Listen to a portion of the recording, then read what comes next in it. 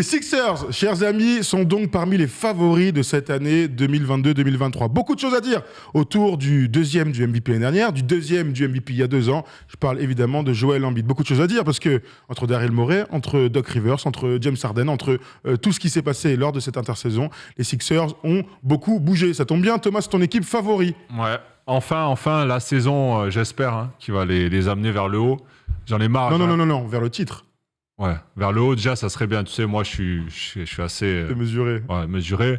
Mais j'en avais marre d'entendre les histoires de Ben Simmons. Est-ce qu'il est content? Est-ce qu'il est pas content? James Harden, est-ce qu'il est en forme? Est-ce qu'il est blessé? Est-ce qu'il est au strip club? Est-ce qu'il est trop gros? Voilà, là, maintenant, j'ai envie... Ils sont en place, ils ont fait leur équipe. Maintenant, j'ai envie de voir ce que ça donne. Bon, très bien. Regardons ce qui s'est passé l'année dernière avec les Sixers, puisque Tom a concocté des beaux tableaux. Regardez, à demi-finale de conférence, perdu 4-2 contre le Heat, un bilan de 51-31, sachant que on se souvient que la conférence Est l'année dernière était très resserrée. Le Heat avait fini premier avec 53 victoires. 11e attaque, 12e défense. Ça, c'est pour les ratings qui veulent dire pas grand-chose au vu de tout ce qui s'est passé l'année dernière. Regardons les départs et les arrivées tout de suite parce que c'est très intéressant. Les départs marquants surtout, Danny Green, DeAndre Jordan, Paul Millsap, Isaiah Joe qui vient de signer, je sais pas où, je te l'ai dit il y a 30 secondes. À OKC. À OKC, très bien, à OKC, Isaiah Joe. Et regardons maintenant les arrivées parce qu'il s'est passé beaucoup de choses. PJ Tucker, D'Anthony Melton, bien sûr, Daniel House Jr., Montrezl Harrell, Michael Foster Jr., rookie, et Julian Champagne, rookie, lui aussi. Erwan, tu allais dire quelque chose? Ils sont enfin délestés de tous les problèmes, de tous les maux qu'on a vus depuis quelques saisons, surtout celui de Ben Simmons qui ne voulait pas jouer. Et je pense que c'est le grand changement de cette équipe-là pour attaquer cette année. Je rejoins complètement Thomas Laroukis là-dessus. C'est qu'enfin, l'environnement semble un peu sain. En tout cas, entre eux, c'est sain. Maintenant, on verra ce que ça va donner. Mais je ne peux pas m'empêcher de me dire que la saison dernière, la saison n'avait même pas commencé, qu'il s'était déjà mis 2 balles dans le pied. Et ça, quand tu as les ambitions des Sixers, quand tu as un mec comme Joel Embiid dans cette équipe-là qui est amené un jour à t'amener jouer le titre, tu ne peux pas. Tu ne peux pas, par un joueur, par un conflit, par un entraîneur, peu importe, tu ne peux pas te saborder comme ils ont fait l'année dernière, avant même que le premier match ait commencé. Ouais, ils perdent une saison, quand même. Complètement. Alors, ils ont essayé de rectifier des choses. Aujourd'hui, on a quand même l'impression que Harden, on en parle avec des attentes. On va revenir sur ce que Doc Rivers attend de James Harden. On a quand même un mec qui finit 2 fois numéro 2 ou MVP sur les 2 dernières saisons, qui semble être au top de son basket. Un coach en place que Doc Rivers, on aime, on n'aime pas. Ça reste un mec en place qui a déjà gagné. Ça commence à faire longtemps, c'était il y a 12 ans. Mais qui peut gagner. Et puis surtout, moi, quand je vois les arrivées, je vois au moins 3-4 mecs qui vont pouvoir jouer tout de suite. Et c'est une équipe qui a une profondeur de roster monstrueuse. Et puis Thomas, il y a un truc que tu dis qui est très intéressant sur les Sixers, et Thomas, peut-être que tu pourras nous dire la même chose puisque c'est en équipe de cœur, c'est qu'on a l'impression que pour la première fois de sa carrière, Joel Embiid a une équipe faite pour lui. Et ça change tout. Ouais, j'ai bien aimé le recrutement, moi. Alors, c'est pas incroyable, le recrutement de cet été. Il n'y a pas de joueurs flamboyants, mais ils ont ramené du solide. PJ Tucker, bien expérimenté, on sait qu'il a déjà gagné un titre avec Milwaukee. Voilà, il va apporter cette dureté qui manquait, je trouve, un peu, peut-être ce leadership, parce qu'il n'y a personne de vocal. Moi, quand je les vois jouer, ça manque un peu peut-être d'un gars qui va remettre les... À part jouer l'Embiid, quoi. Ouais, mais... je sais pas, il est pas... Parce que c'est pas des fédérateurs, en tout cas. C'est pas fédérateur. Ouais, voilà. Roger est fédérateur. C'est ça, Roger, bien sûr. Tucker, il est capable de la rentrer dedans un peu, en tant que papa. Pour moi, ils ont bien entouré Embiid et j'attends surtout l'explosion de Maxi cette année. Et la surprise, Harden, comment va-t-il être? Va-t-il être en forme? Apparemment, on a vu des photos, mais bon, à voir sur le terrain, il a affûté, il se sent en forme. L'année dernière, il disait qu'il avait des problèmes de dos, je crois, ou je sais pas où, il n'était pas à 100%. Donc voilà, là, ils ont tout en main en tout cas. Et moi, je veux voir un grand Joel Embiid cette année, qu'il aille chercher le titre NBA, le titre de MVP, qui ira avec forcément s'ils finissent en haut du classement. Mais je veux le voir en tout cas focus comme quand il y a eu la bulle là, quand il jouait dans la salle à huis clos et qu'au bout du premier panier, il faisait pas ça. Tu vois, parce que moi, ce Joel Embiid là, j'en pouvais plus. J'ai vraiment envie qu'il se mette en mode machine. Je veux tout casser, je veux tout détruire, je veux être champion NBA. Bon, commençons alors par Joel Embiid. L'année dernière, il a plus de 30 points par match. C'est la première fois qu'un pivot fait ça depuis Shaquille O'Neal. 68 matchs. Donc ça y est, on peut dire que les problèmes de santé globalement d'Embiid sont derrière lui, qui peut exploiter son énorme potentiel qu'on attend tous depuis plusieurs années. J'ai même pas envie de vous entendre sur Joel Embiid, tant on connaît le profil, tant on connaît le truc. Ce qui m'intéresse, c'est de savoir tu as commencé à en parler, mais moi je vais te poser la question, quel James Harden on va avoir autour de Joel Embiid? On sait que Doc Rivers a eu une discussion avec lui au training camp, il a dit on a besoin que tu sois agressif, tel que James Harden l'a été du côté de Houston et pas comme il l'était du côté de Brooklyn. Est-ce que t'es d'accord avec ça, toi, Erwan? Est-ce qu'il faut un James Harden agressif, plus agressif en tout cas? Scoring Magic Johnson. Voilà ce qu'a dit Doc Rivers sur ses attentes avec James Harden cette saison. Et je suis complètement d'accord avec lui. Mais moi, depuis que James Harden est arrivé aux Sixers, je le dis, je le répète, et vous en êtes témoin, c'est que j'ai toujours dit qu'il fallait qu'il redevienne un petit peu un scoreur plus pur, comme il était un petit peu à Houston, début Houston. On oublie ces 2 dernières saisons à Houston où c'était la gabegie à 3 points. On sait qu'à Brooklyn, il s'est très vite mué dans un meneur-passeur presque un peu feignant, qui vivait que sur son talent. Je reste persuadé, malgré l'éclosion de Tyrese Maxey, que la deuxième option offensive de cette équipe doit être James Harden, parce que le petit Maxey, on adore, mais c'est pas lui aujourd'hui à être une deuxième option d'une équipe qui joue le titre. Troisième, je peux l'entendre, mais c'est aujourd'hui, James Harden doit être fort à la passe comme il sait le faire, mais il doit être aussi redevenir fort au scoring. L'année dernière, il était à 21 points en saison régulière, 18,6 en playoff. James Harden en dessous des 22 points de moyenne. Ce n'est pas possible pour cette équipe et ses ambitions. Tu es d'accord avec ça? Moi, je suis d'accord avec ça dans l'ensemble. Je suis tout à fait d'accord avec toi. Ça doit être la deuxième option. Pour moi, la saison parfaite de Harden, c'est aux alentours de 20 points, de la passe, une petite amélioration en défense, ça ferait pas de mal. Et par contre, j'ai envie qu'en playoff, il élève son niveau. Qu'il n'a jamais fait. Voilà, à part OKC en 2011. Moi, j'ai pas spécialement de doute sur la saison. Il va faire ses stats, il va mettre des points. Moi, c'est arrivé en playoff, là, quand ça va se corser, qu'il va falloir sortir des performances, mettre des shoots clutch, peut-être clôturer les matchs. C'est intéressant ce que tu dis. C'est là où je l'attends. Maxey, on le sait, il est en surconfiance. C'est l'avenir aussi des Sixers. L'insouciance aussi. Voilà, l'insouciance. C'est le pétard ambulant un peu, mais quand même les papas, c'est Harden et Embiid. Voilà, moi cette connexion, j'ai envie qu'elle fonctionne, qu'il se trouve sur des pick and roll, qu'Harden il crée du jeu pour les autres, qu'il régale comme il est capable de le faire. Et qu'il arrête de tricoter aussi toute la soirée sur des phases isolées. Voilà, un peu plus de rythme et qui retrouve aussi un peu comme à OKC début Houston. Le voir sur des catch and shoot, sur des retours de passe, dans tout ça. Je rappelle qu'il a prolongé cet été, que c'était une incertitude. Alors, il a prolongé. Il est tellement proche d'Ariel Morey, il a tellement dit combien il était content d'arriver à Philly qu'on n'imaginait pas qu'il parte, mais il y avait quand même une incertitude. Il a été prolongé à absolument 68 millions de dollars sur 2 ans, 1+100, avec une player option l'année prochaine, et surtout, lui aussi, on parlait d'Andrew Wiggins, avec une réduction salariale. Il aurait pu espérer beaucoup plus. Il a fait le show aussi, d'un point de vue du salaire, de rester. Donc pour moi, c'est un bon signe. Voilà, ça envoie un bon signal en tout cas. Il arrive en forme, il n'est pas blessé, il fait pas la gueule, il a accepté une réduction salariale. J'ai l'impression qu'on peut peut-être avoir un James Harden de très haut niveau cette année. Alors, on l'espère. Quand tu parles avec certains joueurs NBA, il y en a beaucoup qui te disent, on en a croisé cet été, il y en a beaucoup qui te disent, fini. Ça sera plus jamais celui qu'il est. Celui dont on parle là, celui qu'on attend. Celui qu'il est à 34 points? Non. Non, pas sans parler d'un 34 points. Le James dominant, Harden, quoi. Dominant. Ouais. Les mecs me disent, il y en a plein qui te disent, c'est fini.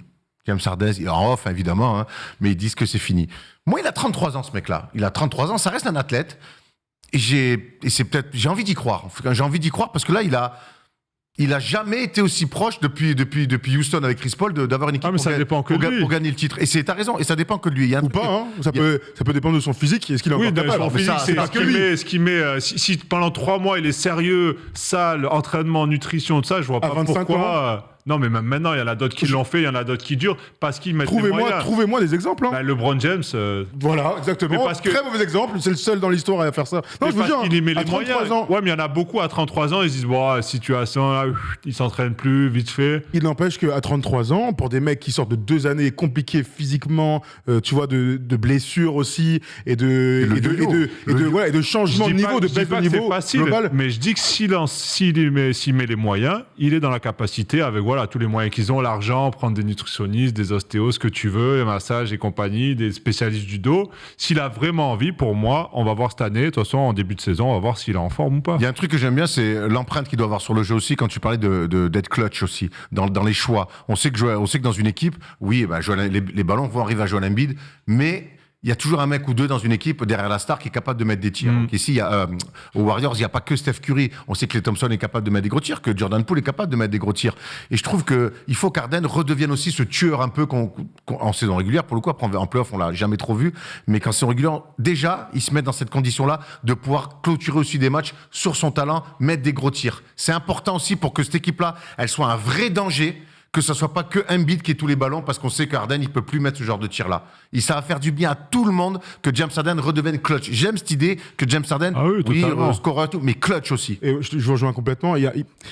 Moi, ça m'embête qu'on ne réduise James Harden qu'au côté scoring. Je crois que James Harden, au vu de l'équipe qui est autour des deux, on n'a plus besoin qu'il soit à 25 points. Je pense qu'on est plutôt d'accord. On a dit aux alentours de 20 Il faut qu'il soit décisif. Voilà. Ouais. Mais sur le reste, et au vu de la sculpture de l'équipe, de la structure de l'équipe, c'est le seul qui est capable de faire des passes. Maxi, aujourd'hui, qui va tourner à 20 points a priori, c'est lui qui doit prendre ce relais de feu follet, agressif, slasher, scorer, etc. Je suis pas sûr qu'ils aient besoin que James Harden soit aussi important avec la balle pour lui-même. Il faut, et bien sûr, qu'il le soit un peu. Mais comme c'est le seul qui est capable de faire des passes, tu vois, PJ Tucker, finisseur, Tobias Harris, on va en parler après, finisseur, Maxi, finisseur. Après, on peut continuer à faire le roster, on va le revoir ensemble d'ailleurs. Tom, si tu peux me le montrer. Il y a que des finisseurs dans cette équipe. Certes, mais moi, je veux pas que James Harden redevienne le James Harden que j'ai pas dit ça. Emric Jano des Nets. J'ai pas dit ça. Non. Je te dis que comme c'est le seul créateur pour les autres, ils vont avoir plus besoin d'un James Harden incisif, décisif, créateur pour les autres qu'un gars qui va pas que scorer. Décisif, c'est fin de match. Je répète vraiment, et c'est intéressant parce que vous avez peut-être pas relevé ce qu'a dit Doc Rivers dans la presse, c'est le scoring Magic Johnson. Mais il a fumé quoi, Doc Rivers Il a vu. J'aime l'idée en fait, mais c'est l'idée. J'aime l'idée de. Je fais jouer les gars. Je suis le seul à avoir ce profil de mettre des choses en place. Mais quand c'est chaud, c'est quand même moi. Alors, lui, il ira pas mettre des Skyhoo comme Magic a fait, mais de dire c'est mon moment. Parce que je reste persuadé que pour moi, ce que j'appelle une deuxième option aussi, c'est pas que un mec qui va marquer plus de points qu'un autre. C'est un gars qu'on va aller chercher dans les moments chauds. Dans les moments chauds, je veux que le deuxième, ça soit lui. Et pas Tyrese Maxey. Ah ouais, voilà. j'espère. Ça dépend de lui. Maxi va les prendre les tirs, lui. Ouais, c'est ce que je disais. Ouais. Moi, je m'en fous qu'il soit à 35 points et que dans les 5 dernières minutes, il foute plus un pied devant l'autre, qu'il envoie des bricasses. Moi, il est dans les 20 points, 10 passes, et dans les fins de match, il prend les ballons, il fixe, il trouve un bid, il met des step back, ça me va très bien. Moi, c'est ça que j'attends de lui. C'est de clôturer les matchs, en fait. C'est qu'il soit clutch. Pendant le match, j'ai aucun souci. Pendant la saison, je me fais pas de soucis pour lui. Je sais que ça va bien se passer. Et on sait combien il a raté ses fins de match. Moi, c'est les playoffs, je dis toujours. Et c'est combien de fois à chaque fois, il s'écroule un petit peu. Pour moi, normalement, en playoff, tu dois monter d'un niveau. Lui, à chaque fois, c'est bien le match où il prend pas de tir dans tout le dernier quart-temps, où on sait pas ce qui se passe. Il craque complet, notre ami James Harden. Parlons du reste du roster, parce que c'est intéressant. Erwan a commencé à en parler, tu y as répondu. Est-ce que cette équipe est la mieux entourée, en tout cas la meilleure équipe possible pour Joel Embiid? Erwan a répondu pour moi tout à l'heure. Pour moi, clairement, oui. Ben Simmons, c'est un joueur fantastique, mais c'est un joueur comme Joel Embiid d'ailleurs, pour qui il faut construire autour. C'est-à-dire qu'il faut lui donner des shooters, il faut lui donner de l'espace, il faut lui donner de l'espace dans la raquette. Joel Embiid, c'est la même chose. L'année dernière, il était très, très, très, très, très bon avec de l'espace dans la raquette. Ils sont allés chercher PJ Tucker, certes qu'il signe cher, donc 30 millions sur 3 ans avec des options et tout, mais parce qu'il a le profil parfait, on a parlé tout à l'heure. Ils vont pouvoir jouer à 4 extérieurs, c'est bon. Ils seront autour de lui, tranquille, en fer à cheval, à dire vas-y Joel, t'as tout l'espace là. Ils ont quand même un Tobias Harris aussi, c'est pas. Bien sûr. Mine de rien, je sais qu'il y en a. Moi, je l'aime bien. Alors, je sais qu'il y en a pas beaucoup qui sont. Moi, j'ai beaucoup de respect pour Tobias Harris, qui a progressé en playoff. Il a été bon l'année dernière. Ouais, l'année dernière, il est très bon en playoff, et je trouve que c'est un mec qui est en playoff. C'était un peu c'est là où il y avait un peu des doutes. Je trouve que depuis 2 saisons sur ses playoffs, et surtout l'année dernière, c'est très correct. Voilà, là, il sera 3e option a priori. Voilà, enfin bon, bref, je vais pas donner de nom 3, 4, on s'en fiche. Mais dans le catch and shoot, il est très sobre, il peut jouer 3, 4. C'est toujours utile d'avoir un Tobias Harris dans son équipe. Franchement, c'est un bon mec qui lui file la balle. C'est un gars qui a toujours été aux portes du All-Star. Encore heureux, les gars. Le mec, il a un contrat max et tout. Encore heureux. Vous en parlez comme si c'était un jeune, peut-être. Non, le problème de Tobias Harris jusque-là, c'était justement le manque de supplément d'âme. C'est juste que quand on parle des Sixers, limite, moi, je l'entends jamais. J'entends toujours Harden, Embiid, Maxi. Et pourquoi? Parce que pas de supplément d'âme. Ouais, mais c'est pas grave. Là, il se retrouve dans l'équipe fondue un peu dans la masse. Ils l'ont, entre guillemets, choisi à la place de Jimmy Butler. Il y a aussi ce truc-là. Je pense Il y pas- avait aussi ça dans je l'esprit pense de tout le que monde. Butler voulait pas rester aussi, surtout. Enfin, Bah, en bon, tout bref. cas, il voulait Après, aller à Miami. Ça, c'est clair. En tout cas, le 5 majeur est de top niveau. On n'a aucune crainte. Ça va être l'un des meilleurs 5 majeurs Mais même le second de la unit, t'as de NBA. la gueule. Hein. Et ils ont ajouté quelques pièces très intéressantes. D'Anthony Melton, qu'on a vu Moi, très j'aime bon beaucoup, du côté de Memphis. Gros ajout. J'étais très Pas content cher et tout qu'il ça. Intelligent. C'est Alors, un gars déjà, que Shaq j'aimais Milton, beaucoup au mais bon joueur. Grizzlies et quand j'ai vu arriver aux Sixers, j'étais bien content. Bah, ça, c'est des mecs intéressants qui viennent renforcer en fait ta profondeur. Et c'est vrai qu'il a fait de très bonnes choses. Ouais. Quand il est arrivé, on s'est tous dit ok, Daryl Morey, il continue d'avoir des bonnes idées parce que c'est peut-être lui d'ailleurs le grand gagnant de cette intersaison. Un mot sur D'Anthony Melton, Erwan? Non, j'aime beaucoup. Il a fait partie de tous les joueurs qu'on fait autour de Ja Morant, que l'année dernière, les Grizzlies ont fait une super saison. Et puis, on répète, dans le profil de joueur de Joel Embiid, des mecs qui mettent dedans, des mecs qui courent, qui mettent du rythme. Non, c'est très bien. Moi, je suis très content de voir DeAndre Melton arriver là-dessus. Ça va être un peu relou pour ceux qui D'Anthony, pour dire chaque fois que je dis DeAndre. D'Anthony Melton, mais ça va être un peu relou pour ceux qui les commentent entre Milton et Melton, du coup. Shaq Milton et D'Anthony Melton. En tout cas, ils ont un sacré roster. Ils ont une belle équipe. On va le Franchement, revoir une dernière fois. On va le revoir Un une petit mot dernière sur fois. Montrezl quand même Ouais, en backup. j'allais Et dire, tout. On va le revoir une dernière fois. Ils ont changé leur secteur intérieur. George Niang a été l'année dernière, mais ils ont décidé d'aller chercher Montrezl pour faire la paire à Toujours l'intérieur avec Paul intéressant. Reed. Sauf que c'est Paul Reed qui était plutôt deuxième backup, enfin le premier backup plutôt pour Joel Embiid. Qu'est-ce qu'on en pense de l'arrivée de Montrezl, sachant que les Sixers aiment toujours avoir un vrai gars derrière Joel C'est Embiid. bien, On se souvient c'est de bien pour Drummond. la saison est longue, il faut aussi faire tourner, voilà, ça. Mais C'est sur bien d'avoir un gars comme ça, énergie là, qui va t'envoyer un peu des brins. sur ce poste-là dans le rôle, Ouais, ça va être voilà, très bien. très bien. Embiid va falloir le reposer, c'est un mec qui va pouvoir mettre des pantons. Il peut- ouais. Pareil, lui, ils vont garder le même système, donc lui, tu peux lui filer la balle, c'est un croqueur. Après, on sait qu'en playoff, il aura moins de temps de jeu, moins d'impact, mais c'est pas grave. De toute façon, c'est à ce moment-là où Embiid, il va manger des 40 minutes, donc c'est pas très grave. Moi, je trouve que pour traverser la saison, c'est très bien. Un mec qui met de la dureté, qui défend pas cacahuète, mais qui met des paniers. Comme ça, quand Embiid sort, le mec arrive derrière, et c'est un mec qui va mettre des pantons, c'est très bien. Ok, écoute, à voir. Baptiste Tibul était éligible aussi à une prolongation de contrat au moment où on fait cette vidéo, enfin en direct. Il n'a pas été prolongé. S'il a été, vous me dites dans les commentaires, parce que les équipes ont jusqu'à minuit ce soir pour prolonger les mecs de la draft 2019. Dernière question, les gars, je l'ai posée dans le chat. Est-ce que c'est pas titre ou rien cette année? Moi, le titre ou rien, ça me paraît trop, parce que j'aime y mettre la manière. Par contre, c'est à minima. Alors, par contre, finale de conf, Ouais.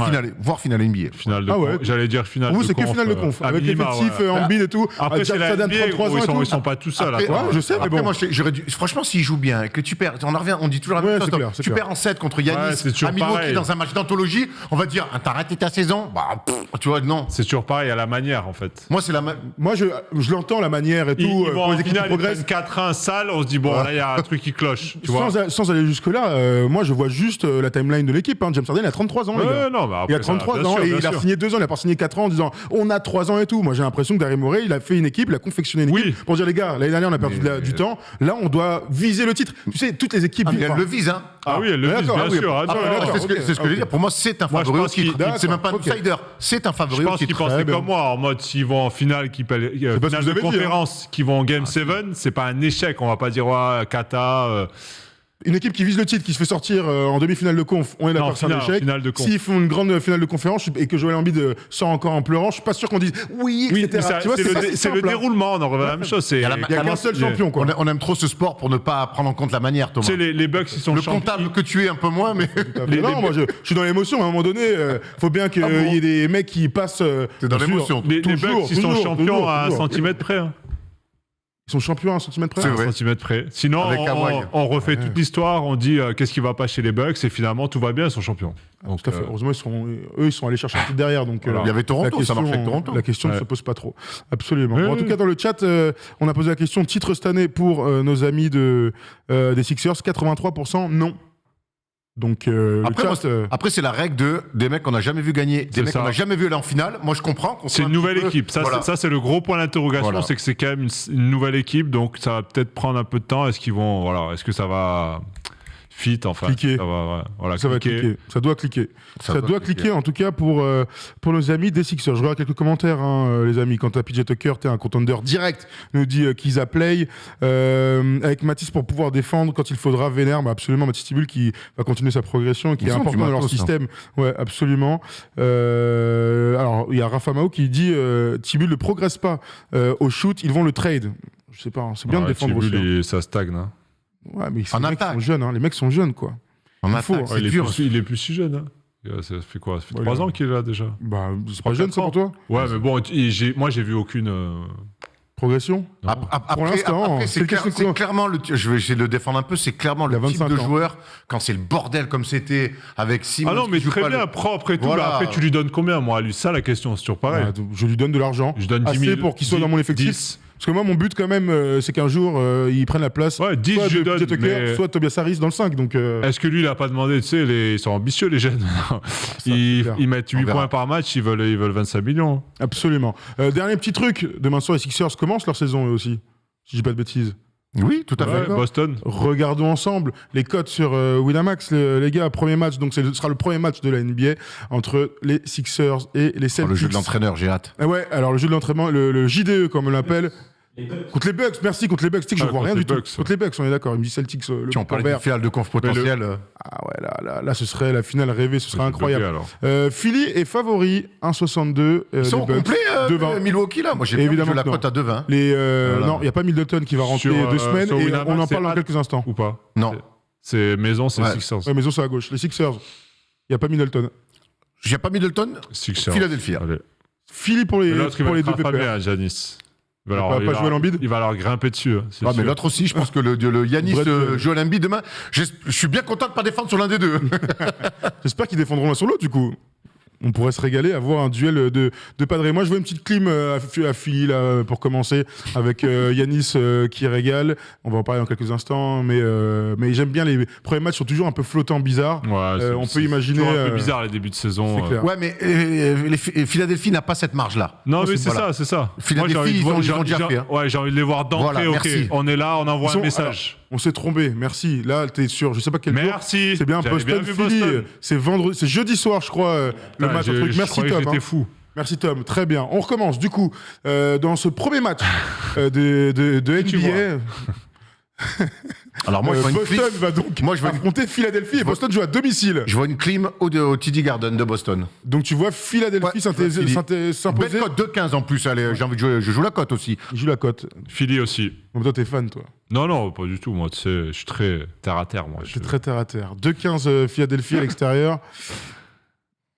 Je sais pas, Celtics, Udoka, un peu la retombée, les Ils vont être finales. attendus. Il y aura beaucoup Ouais, d'attentes, va y pas avoir mal de un peu, pression. Les ouais. derniers finalistes, il y a cette histoire avec son coach et avec Emi Udoka. Il y a pas Ouais, tu Weber connais, encore. on fait les gars, ils vont en mettre 30 à Philly, on va dire normal. mais Il y ça- aura alors Ford le comment il s'appelle, classique. le Embiid Stopper aussi, hein, on vous rappelle, hein, il le connaît par cœur. Bah écoutez, très bien, on pourra suivre donc demain soir le premier match de NBA avec pour nos deux amis Philly qui gagne à l'extérieur. Voilà pour les Sixers, on suivra bien sûr à fond avec beaucoup d'intérêt la saison de Philly pour voir s'ils vont au bout comme nos amis le prédisent.